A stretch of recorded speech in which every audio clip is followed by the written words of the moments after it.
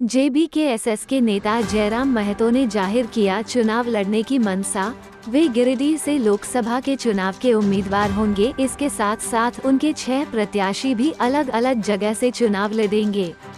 उन्होंने जेबीकेएसएस के बैनर तले धनबाद बोकारो की सीमा स्थित तेलमोचो दामोदर ब्रिज के समक्ष मैरिज हॉल में बैठक कर यह जानकारी दी, जहां गिरिडीह, निरसा, बलियापुर और बोकारो, धनबाद तथा झरिया चंदन क्यारी से हजारों की संख्या में कार्यकर्ता मौजूद थे।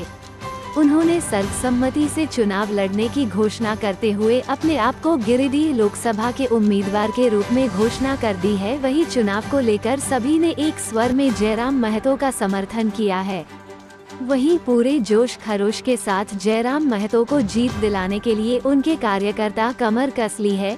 मीडिया से बात करते हुए जयराम महतो ने कहा कि जिस तरह से बंगाल में बंगाली, बिहार में बिहारी, उड़ीसा में उड़िया को अपने राज्य में सबसे पहले हक मिलता है, उसी तरह झारखंड में झारखंडियों को उसका हक मिलना चाहिए। यहाँ किसी भी तरह की कोई बाहरी भीतरी की लड़ाई नहीं है, मगर हमें अपनी जमीन पर सबसे पहले हमारा हक है। जिस तरह हमारे राज्य के लोग अन्य राज्यों में है, उसी तरह दूसरे राज्य के भी लोग हमारे राज्य में रहे, हमें उससे कोई दिक्कत नहीं है। यहाँ की जनता हम पर विश्वास करती है और उनके विश्वास ने ही हमें चुनाव लड़ने को प्रेरित किया है, इसलिए हमें विश्वास है कि हमें जनता का साथ जरूर मिलेगा। चुनाव जीते या हारे वो मैटर नहीं करती है।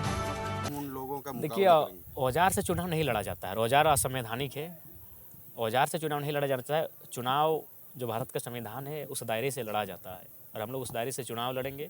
और जहाँ तक अगर ऐसी परिस्थिति सामने आएंगी तो हम लोग पीछे नहीं हटेंगे, क्योंकि झारखंड ही रक्त से, लहू बहने से झारखंड का निर्माण हुआ है। तो अगर हमारे रक्त से झारखंड मजबूत होगा तो पीछे हटने का कोई चांस नहीं बनता है। देखिए, उसके लिए जनता है, मीडिया बंधु हैं जो विचारधारा को हमारे गाँव तक लेकर जाएंगे। आज सोशल मीडिया, इंटरनेट का ज़माना है और नरेंद्र मोदी आदरणीय अगर प्रधानमंत्री बने तो इंटरनेट का बहुत बड़ा रोल है। 2014 से पहले हम भी सच में नहीं जानते थे उनको। 2014 में उनसे हम परिचय हो पाए कि वो 3 बार के मुख्यमंत्री हैं, जबकि उससे पहले नहीं जानते थे। तो इंटरनेट का ज़माना है, हम लोग, इंटरनेट हमारा सहयोग करेगा। और इंटरनेट के भी साथ साथ हम लोग ग्राउंड पे भी हैं। आज लगभग 12 करोड़ 37 लाख का मुआवजा मायने हैं 6 महीना में, हम लोग ग्राउंड पे हैं। इंटरनेट और आईटी सेल कभी कभी अफवाहों को भी इतना बहा देता है कि झूठ को भी सच बतला देता है। जी, ये तो सत्य ये है। फिर कैसे होगी? उसके लिए हमारी एक विशेष टीम रहेगी और वो उन चीज़ों को हैंडल करेगी, टेक ओवर करेगी। सर, आपने गिरिडीह के लिए जगह चुने कि वहाँ से आप लोकसभा